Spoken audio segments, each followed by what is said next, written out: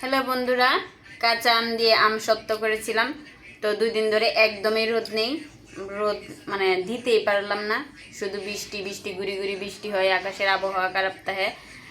এখানে মানে যে সিস্টেমে আমি বানিয়েছিলাম সে মানে রোদ না দিলেও ফ্যানের বাতাসে মানে এরকম মানে আসছে, নিয়ন্ত্রণে আসছে, যেতে মানে উড়ানোর মতো প্লেট থেকে। ওখানে আমি এটা সুন্দর করে তেল মেখে তারপর টিফিন বাটি করে ফ্রিজে রেখে দেবো। কিছুই করার নাই, যেই দিন রোদ উঠবে সেই দিন ফ্রিজ থেকে বাইর করে তারপর রোদ্রে দিব।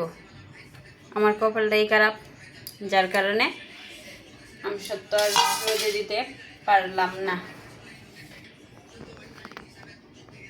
আমি সত্য করে তারপরে যে এভাবে দিয়েছিলাম প্লেটের ভিতরে দিয়ে, তারপর নেট দিয়ে বেঁধে রেখেছিলাম। ফ্যানের বাতাসে শুধু এতটুকু মানে হয়েছে, এই যে ফ্যানের বাতাসে এই যে এতটুকু হয়েছে। দেখেন শুকাইলে কত সুন্দর হইতো। এখানে এভাবে প্লেটে রাখলে পোকা টোকা কোনো কিছু পরে বয়ে মানে উড়াই নিলাম, কিছুই করার নাই। তাও কিন্তু দেখেন অনেক সুন্দর হইতো, কত সুন্দর হইতো না? কাঁচা আম দিয়ে তৈরি করছিলাম, কিন্তু রোদ নাই, কবে রোদ উঠবে ঠিক নাই। তাই ভাবলাম যে এভাবে ঘুরা ফ্রিজে রেখে দিই, তো অন্তত নষ্ট হওয়ার ভয় নেই।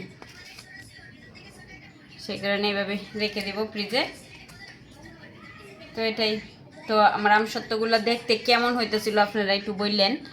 আশা করি ভালোই হইতেছিল, শুকাইলে অনেক সুন্দর হইতো। তো এই আর কি।